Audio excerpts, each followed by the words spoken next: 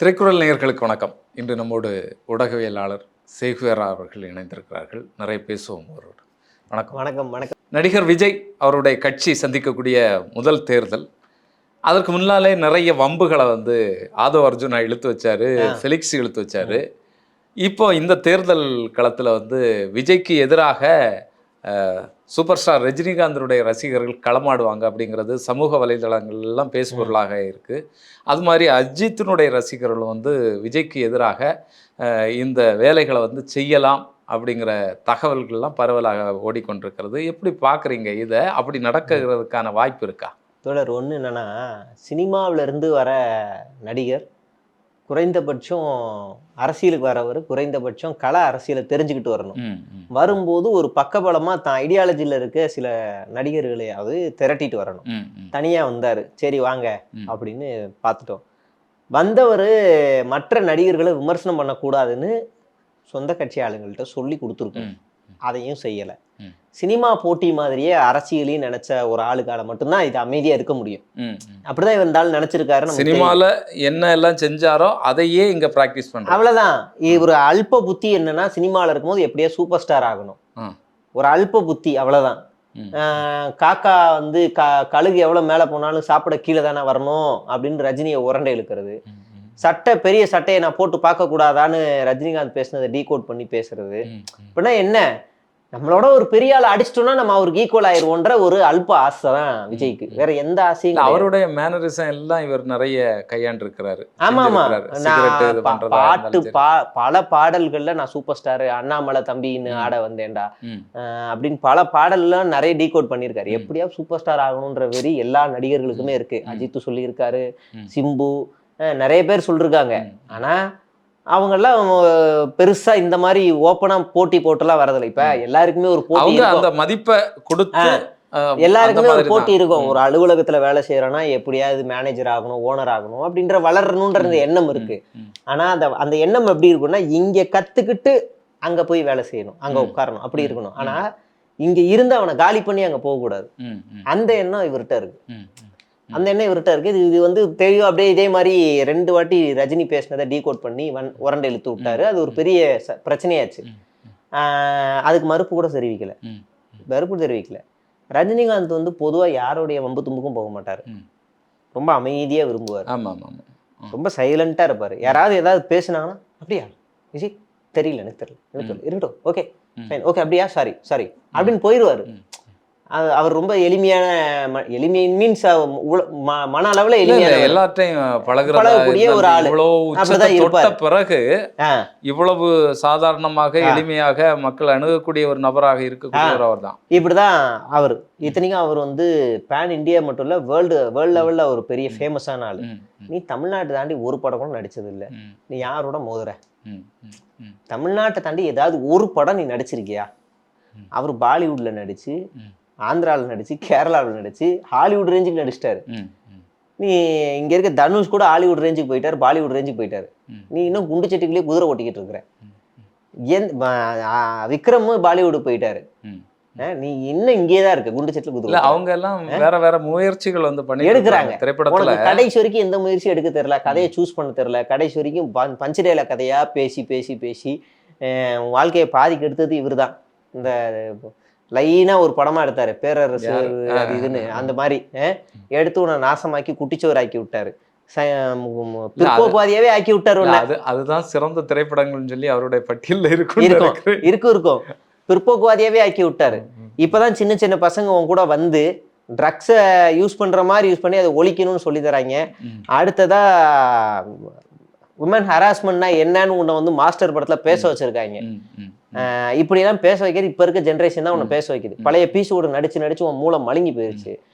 சினிமாவில் சீப்பான சண்டையை போட்டு இப்ப அரசியலுக்கு வந்தோடனே நீ அங்க அந்த சண்டை போட்டதுனால தான் உன் கூட இருக்கவங்கலாம் சினிமா ஆளுங்களை எதிர்க்கும் போது நீ வேடிக்கை பாக்குற. ஃபெலிக்ஸ் என்ன சொல்றாருன்னா, அஜித் பாத்தீங்கன்னா நடிகர்கள்லாம் இன்னைக்கு என்ன பண்றாங்க, ஒண்ணு ரேஸ் ஓட்ட போயிடுறாங்க, இல்லைன்னா ஃபாரின்ல போய் செட்டில் ஆயிடுறாங்க. சூர்யாவையும் அஜித்தையும் நோண்டி விடுறது.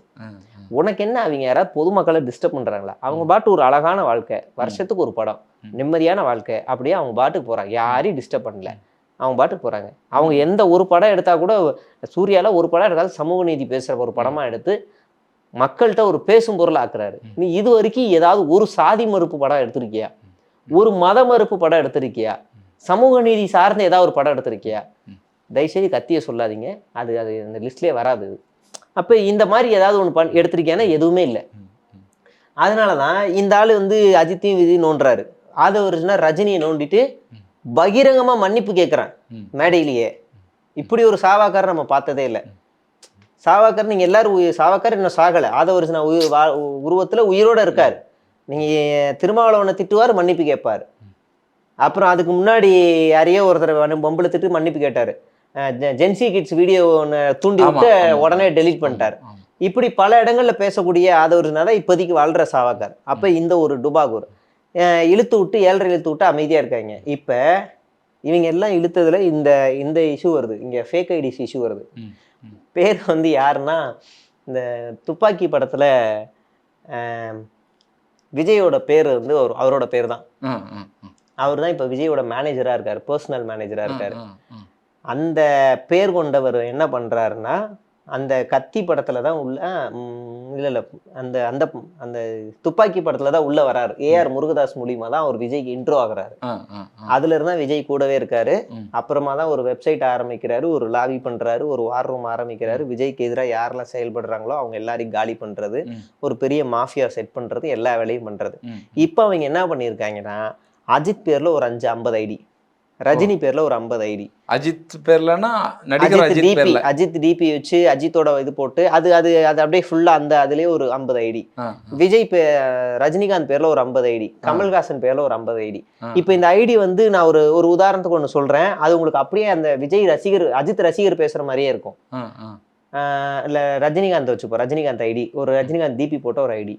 நாங்க வந்து ரஜினியை இழந்துட்டோம், அவர் அரசியலுக்கு வருவார் நாங்க ரொம்ப எதிர்பார்த்தோம், கடைசியில அவர் வரல, எங்களுக்கு ஒரு பெரிய இழப்பாயிருச்சு, அவரை தான் நாங்க விட்டுட்டோம், உங்களை விட மாட்டோம் தம்பி.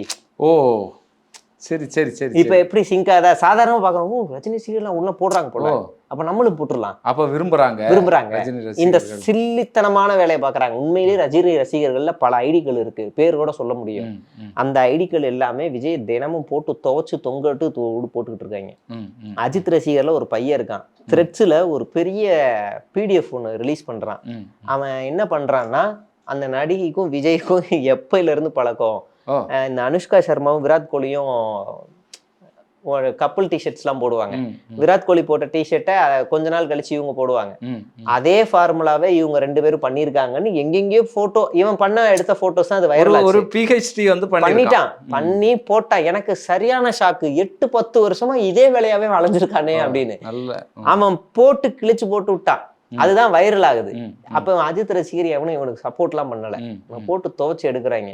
ஆனா இவங்களா கிரியேட் பண்ணி இப்ப யாரெல்லாம் இந்த அஜித் பேர்லயோ ரஜினி பேர்லயோ விக்ரம் பேர்லயோ சூர்யா பேர்லயோ ஏதாவது ஒரு ஐடி விஜய்க்கு சப்போர்ட் பண்ணி போட்டுருந்துச்சுன்னா, டக்குன்னு அந்த ஐடியை கிளிக் பண்ணி ஒரு 10 ஸ்வைப் பண்ணீங்கன்னா அவ்வளவுதான், அதோட அந்த ஐடி முடிஞ்சிடும்.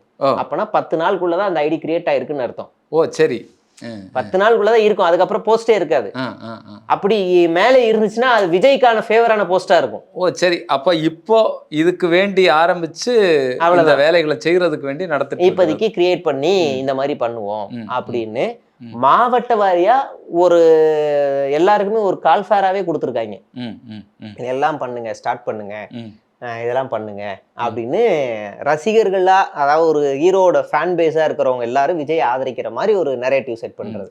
எல்லா நடிகர்களுடைய ரசிகர்களும் கமல்ஹாசனோட போட்டோ போட்டு நாங்க நம்பி இருந்தோம், கமல் இன்னைக்கு இவர் டார்ச் லைட்டால டிவியை உடைப்பாருன்னு நினைச்சோம், டார்ச் லைட் மறைஞ்சு போச்சு, ஆனா நாங்க வந்து விசில் சத்தத்தை மறைய விட மாட்டோம் அப்படின்னு ஒரு ட்வீட் ஒன்று வருது. பார்த்து சரியான ஷாக்கு, என்னடா இது அப்படின்னு. அப்புறம் இன்னொரு ஐடி, இது வந்து வித்தியாசமான ஐடி, அவன் விஜய்க்காகவே சப்போர்ட் பண்ணி போட்டுட்டு இருந்தான். இப்ப திடீர்னு ஒரு 2 நாளா விஜய் எதிர்த்து பேச ஆரம்பிச்சோடனே அந்த ஐடி எல்லாரும் மொத்தமா சேர்ந்து ரிப்போர்ட் அடிச்சு தூக்கிட்டானுங்க ஐடியை. இந்த மாஃபியா வேலையும் உள்ள நடக்குது. சரி. சோ இப்ப இந்த வேலையை தான் அந்த டீம் வந்து நெட்வொர்க்கா பண்ணிக்கிட்டு, இவங்க எல்லாம் வேலைக்கு அமர்த்தப்பட்டிருக்க புதிய. ஆமா, இப்ப என் பேர் சோனியா அருண்குமார் அப்படின்னா நான் மட்டும் ஒரு 50-60 ஐடி வச்சிருப்பேன். சரி. நான் மட்டும் 50-60 ஐடி வச்சிருப்பேன். ஒரு ஃபோன்லயும் 10 ஐடி வச்சிருப்பேன். சரி, ஒரு நாள் உங்களுக்கு இதான் வேலை. அப்போ ஆமா, ஒரு நபர் வந்து 10 ஐடி வச்சிருக்காருன்னா இந்த இதுல இதுதான். இது ஒரு நல்ல வேலை வாய்ப்பு திட்டமா இருக்கு. ஒரு ரூம்ல 4 பேர் உட்கார்ந்துருப்பான். ஆ. ஒரு கடையை வாடகைக்கு எடுத்துக்கிட்டு ஒரு ரூம்ல 4 பேர் உட்கார்ந்துருப்பான். அந்த 4 ரூம் ஒரு ரூம் அந்த ரூம்ல ஒரு 4 ஸ்லாப் இருக்குன்னா ஸ்லாப்ல முழுக்க ஃபோன்ஸா இருக்கும். 12,000 ஃபோனா இருக்கும். சரி சரி ஒரு 10-20 ஃபோன் 30 ஃபோன் 40 ஃபோன் சரி. இருக்கும். சார்ஜ் ஏறிக்கிட்டே இருக்கும் எல்லா ஃபோன்லயும். இவன் எடுத்து எல்லாத்துலயும் ரீட்வீட் பண்றது, ஷேர் பண்றது, ரீட்வீட் பண்றது, ஷேர் பண்றது போட்டுக்கிட்டே இருப்பான். அவ்வளவுதான் இவனோட வேலை. இந்த ரீட்வீட் ஷேர் எல்லாமே நீங்க பாக்குற தாவேக்கா நபர்கள் எல்லாம் அவன் வேற ஐடி இவன் வேற ஐடி இவன் வேற ஐடி நினைச்சிட்டு இருப்போம். ஆனா எல்லாத்தையும் ஒரு ஆள் பர்சனா எல்லாரும் சேர்ந்து இருப்பாங்க. ஒவ்வொருத்தனுக்கும் பல ஐடிகள் இருக்கும். அப்படிதான் யூஸ் பண்ணி அப்படிதான் ஓட்டிட்டு இருக்கானுங்க. இப்படிதான் இந்த ஆன்லைன் கேம்பெயினே ட்விட்டர்ல மெயினா ட்விட்டர் இன்ஸ்டாகிராம்ல இப்படிதான் அந்த கேம்பெயினே ஸ்டார்ட் பண்ணிட்டு இருக்கானுங்க. சரி சரி.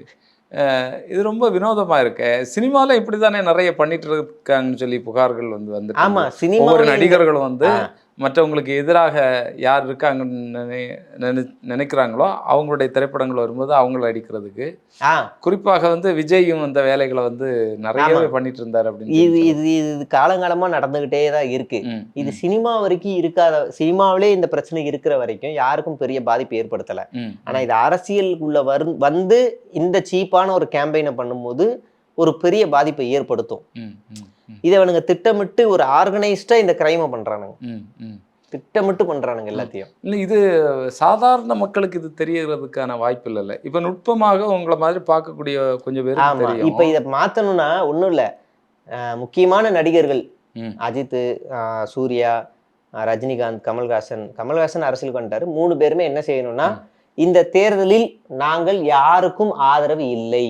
நீங்க திமுக கொடுக்கணும்னு நான் ஏன் சொல்ல போறேன்னா சொல்ல மாட்டேன். யாருக்கும் ஆதரவு இல்லை, இதுதான் என்னுடைய நிலைப்பாடு. தொண்டர்கள் அவரவர் விருப்பத்திற்கு ஏற்ப உங்கள் தலைவரை தேர்வு செய்து கொள்ளுங்கள் அப்படின்னு ஒரு அறிக்கையை மட்டும் வெளியிட்டா போதும். இவங்களோட அம்பலமான எல்லாம் அம்பலமாயிரும். இவனுங்க பண்ற ஸ்கேம்ஸ் எல்லாம் அம்பலமாயிரும்.